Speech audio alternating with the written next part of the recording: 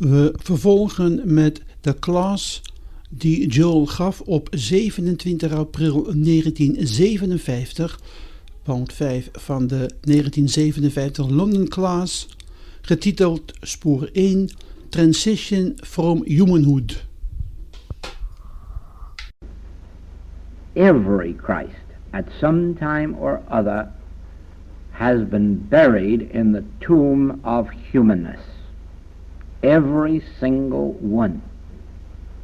And no one knew, no one of the spiritual saints or seers of the world knew that they were to become.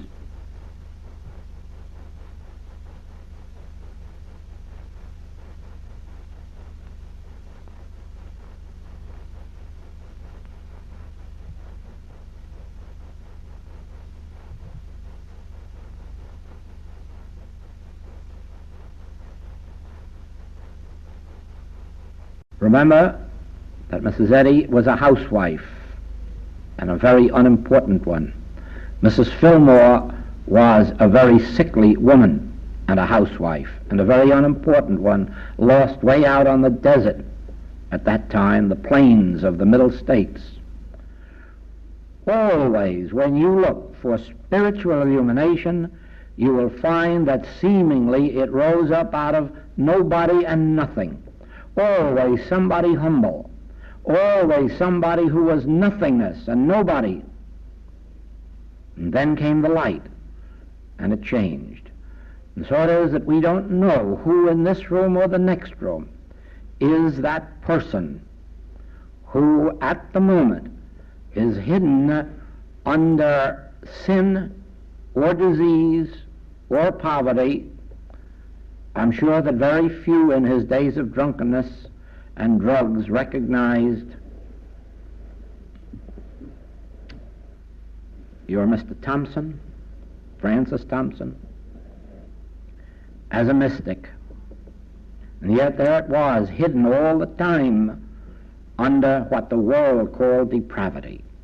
The light, which is God, the light, which is truth, is within us. And it makes no difference if we're saint or sinner. It makes no difference if we are high or low. It is there. What is determined, or what determines the light outflowing, is the degree of that which Browning said, opening out a way for the imprisoned splendor to escape. And that has its beginning with our principle, to him that hath. If you will acknowledge that you have the light of Christ, the light of truth, at the very center of your being, and then devote your days and your nights to opening out a way for it to escape, you will be on the right path. If you want to write a book, acknowledge that God, which is your very own consciousness, has every book that has ever been written or ever will be written, and that it is available to you. And as you turn within, the day will come when your particular book of life will come forth. It isn't always necessary to try to publish the first book that comes out. But it is necessary to keep turning within in the realization there isn't a one of us that hasn't a book of life within ourselves, and a book of life that would benefit somebody, not merely give them joy, but give them benefit and help them on in their struggle. But your book must reveal that the kingdom of God is within you, and that it's you that must struggle with yourself, not to acquire light from somebody else's lantern, but using all the available helps that other saints and seers and sages have left for you. Remember that they are only for guides and for inspiration. You yourself must let your original word come from within your being. And so it comes when we come to the subject of spiritual healing. Now, we have had these sessions on knowing the specific truth. But if you will remember, or listen again to these tapes, you will hear that I said that these are not the words that you actually should use in your healing work. They are the words that came to me. When you are called upon to heal yourself or another, I of my own self can do nothing. I of my own self do not know how to pray. Therefore, Father, I turn to you. And you will find that the necessary treatment will come forth from within yourself. It may be a passage of Scripture that you know. It may be something from the metaphysical writings with which you're acquainted, or it may be something that has never before been heard on earth or written on earth. The main point is this: never approach healing work as if something that you know or something that I taught you was of any avail, because I tell you in advance, it isn't.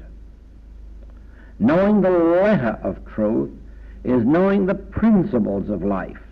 But when you sit down to a specific case, you need a specific truth to come through. And as you learn to sit and listen, it will come through. And it will be the Word of God, and it will be quick and sharp and powerful, and it will do the work whereunto it is sent. It will not return void. Now, there will come a time in your experience, but I say this to you, it will only come after you have healed at least 1 or 2 or 3,000 cases. There will come a time when you will not have to give even a spiritual treatment, except in rare cases. When spontaneously you find yourself living and moving and have your being in God, and that alone is the treatment. Just the mere fact that you're around is the treatment. Or the mere fact that you're contacted by cable or telephone is the treatment. You will have hundreds of cases where letters will be sent to you, cables will be sent to you, and the healing took place long before you received them. And the reason is that you're no longer a human being living in a human world of time and space that has to be contacted at a certain date or a certain hour. You will have outgrown that and expanded into the divine consciousness, and then anyone who contacts you will not have to come to your physical attention. They will have their need met by contacting that part of you which is your divinity. But I say to you, that happens only to those of expanded spiritual consciousness, those who have demonstrated that consciousness by countless healings. In the beginning, I will tell you this little history, that in my first year of practice, a case came to me of tuberculosis, and it was my first case.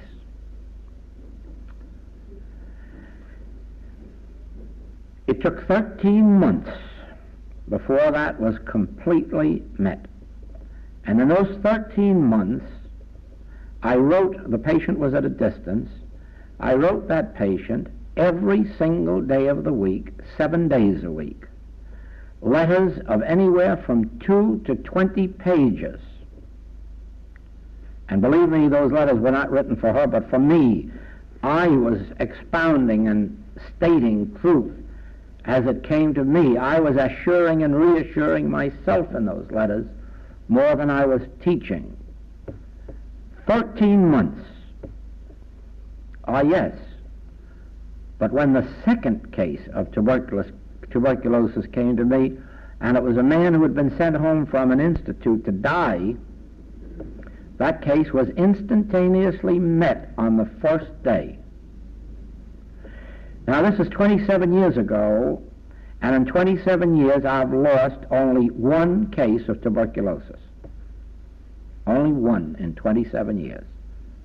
Do you see why? 13 months of knowing every single truth that could be known.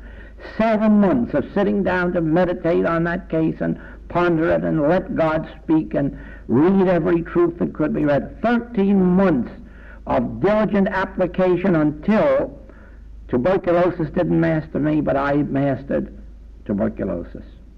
Do you see that? That's why I say to you, I've never had any 13-month cases since of tuberculosis. They just seem to almost evaporate with a smile. They go quickly. Now, it has been much the same with other things. I have worked with supply for years, and then all of a sudden caught the vision of it, and then found that those who come to me adjust themselves to a higher sense of supply quickly and without prolonged treatments and so forth. Why? Because the principle is so clearly established in my consciousness: to him that hath shall be given. Only begin to break what you have and to share. Only begin to pour that few drops of oil. That's the principle, and it's so clearly established that it breaks the mesmerism for those who come. So it is. Work with the correct letter of truth. Work with it. If you have to work a year on a case, work. If you have to work 7 days a week, 7 days a week. If you have to give 3 treatments a day or 5, do it. But by the time you've broken that case, you have broken that particular type of case forever and for all those who come to you. So it is. We develop spiritual consciousness under grace. But really and truly, we work hard with it. We work over these cases that come to us. As you know, we are working with these small children who come into this world ill, things ostensibly not of their doing, and we're trying to solve the riddle of that and to break through. And I don't mind telling you, it's hard work. First place, I worked alone for several years with very, very mediocre success. And then I was joined by my wife and Mr. Nowell, and the 3 of us have been putting in hours at a time. Each one of us, when we're alone or when we're together, working over, taking these cases apart in our own mind, doing whatever God leads us to do, to the point where we can break through. And there's a question here, are we meeting with some success? I'm very happy to tell you that we are meeting with some success. I have one boy, and in the last 3 months he has been taken out of a complete state of cerebral palsy to where he can go to school. And our Miss Graves tells us over here that another child or 2 children have been removed from the mentally deficient class and ready for schooling. Yes, we are beginning to break through. But don't think we're breaking through just because there is a God sitting around. We are breaking through because we are working hard under the grace of God to bring through the light of God on these subjects. This is really and truly not a work for people who want to sit around and say, let God do it. God could do it if God could find the instruments through which to come. The instruments that can be the transparency that Jesus Christ was, that John was. When we can become so clear at transparencies, when we are so completely freed of materialism, then the grace of God will flow and touch everyone and raise them up. But don't believe even then that the holiest men and women on earth are going to save you from going through your individual experience of transition from material sense to the spiritual. They may rid you of an immediate disease.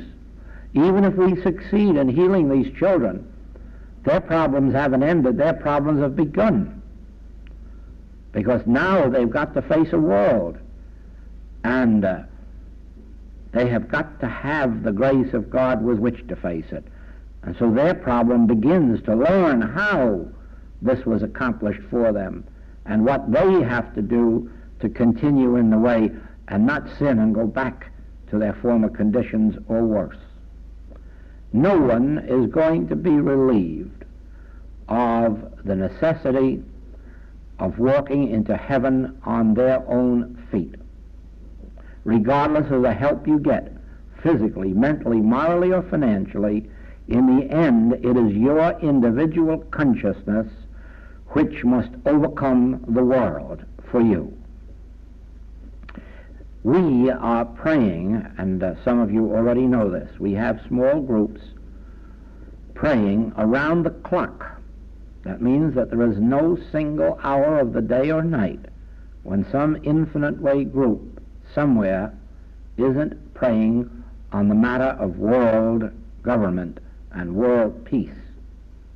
But don't think that that little group is going to prevent the rest of the world opening themselves up to spiritual consciousness. Oh no, the result of our prayers is not going to be relieve them of their responsibility, but to make them aware of the responsibility that is theirs.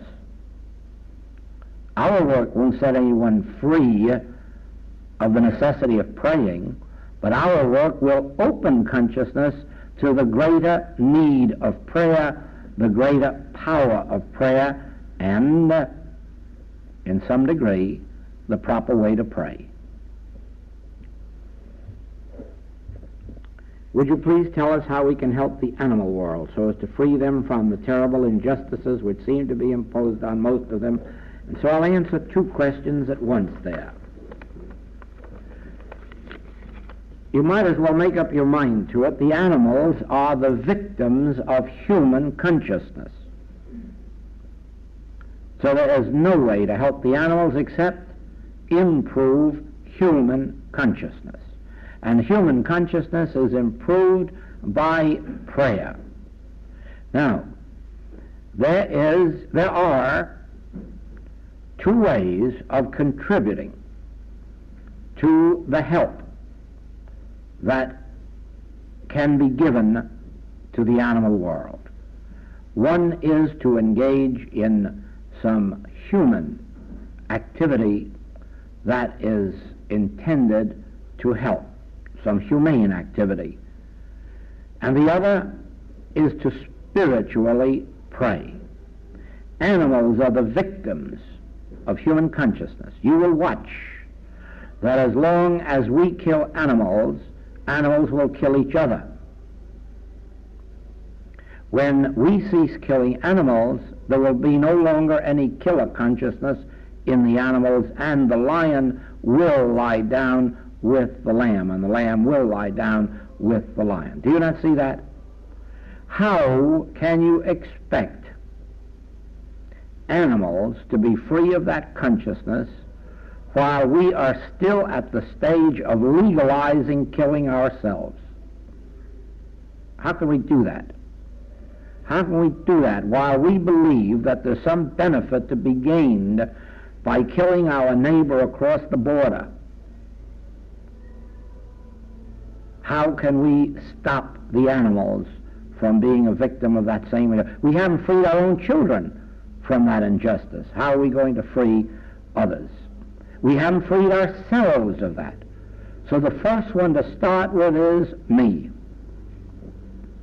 When I am completely free of all desire to benefit at somebody else's expense, then that influence from my consciousness reaches yours. When you rise in consciousness to where you no longer believe that you can or that you want to benefit by somebody else's destruction, then your influence will spread even to the animals in your household.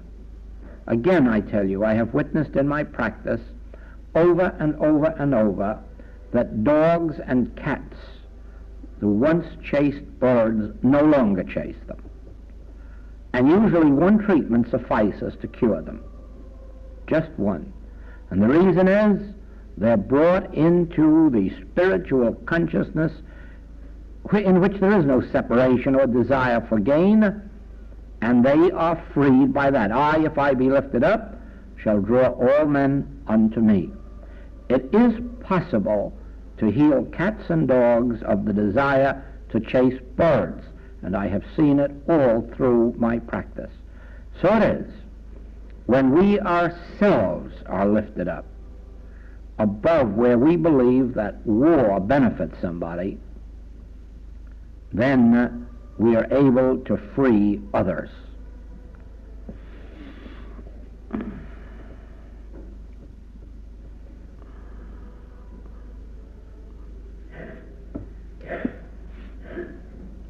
You stress continually in your writings and recordings that we must forgive enemies, yet God, being love and all power, can have no enemies.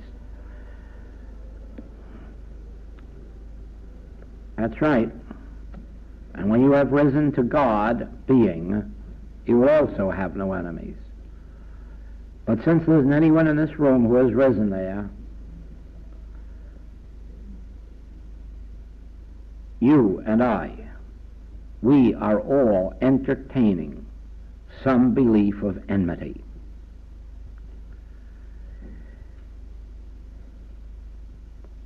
It may be nothing more or less than enmity with a mosquito.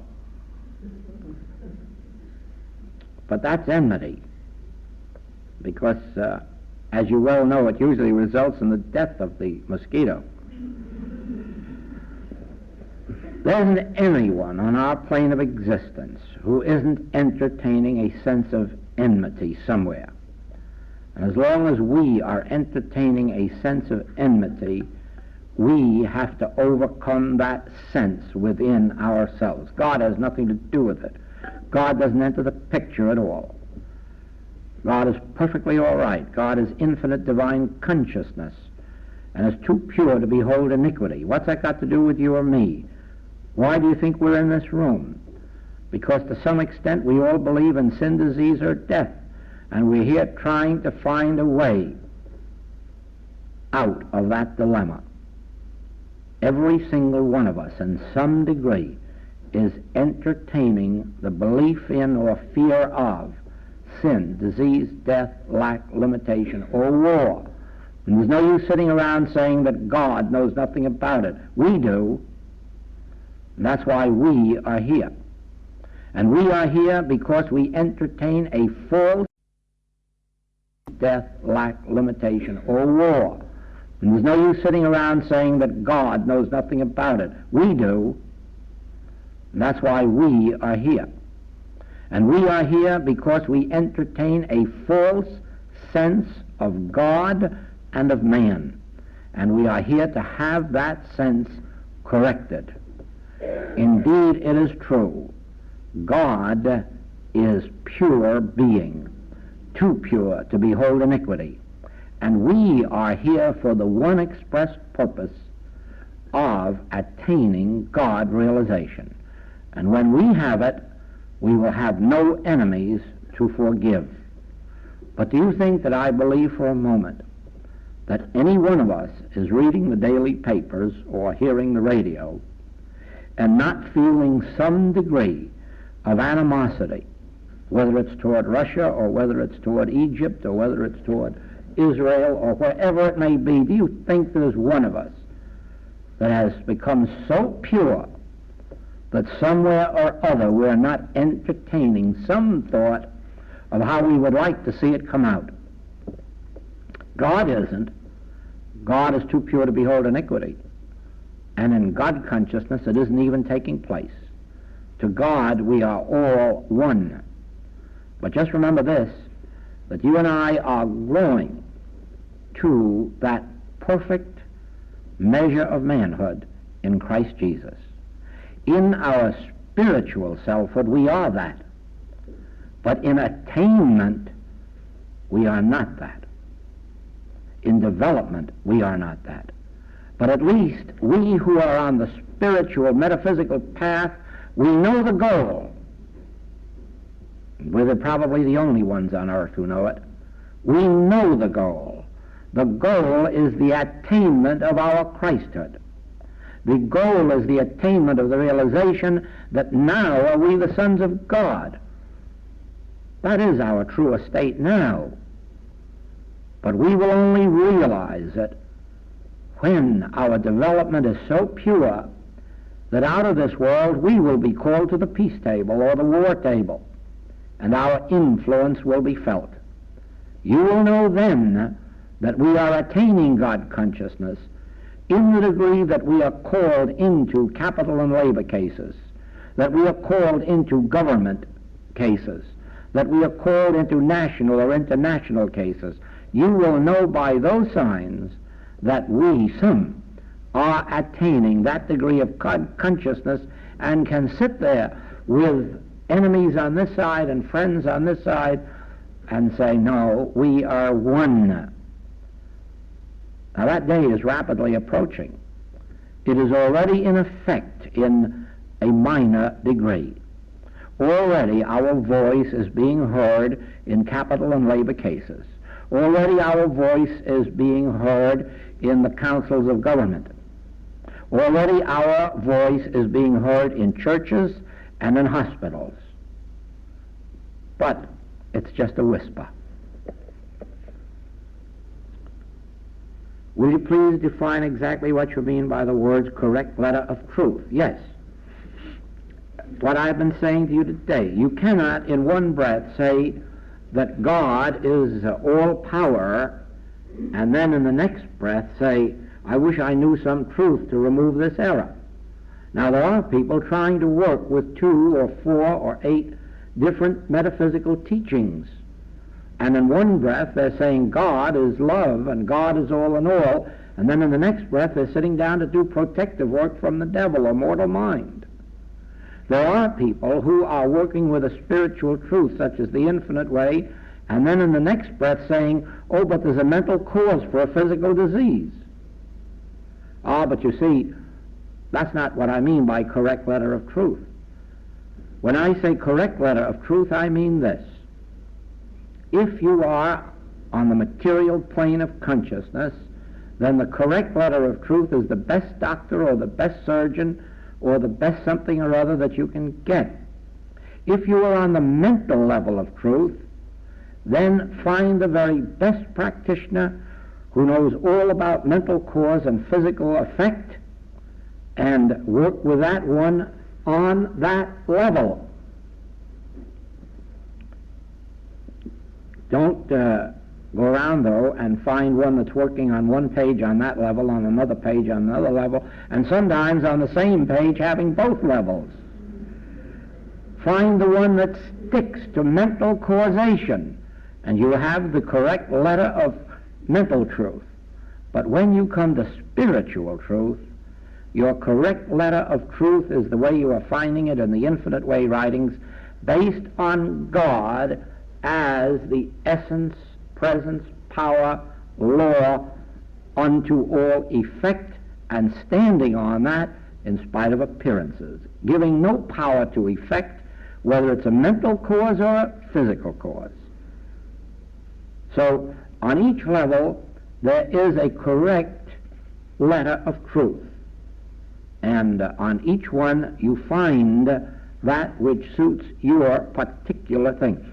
If you are dealing with spiritual wisdom that embraces the subject of spiritual healing, you can find the correct letter of truth in the message of the Infinite Way.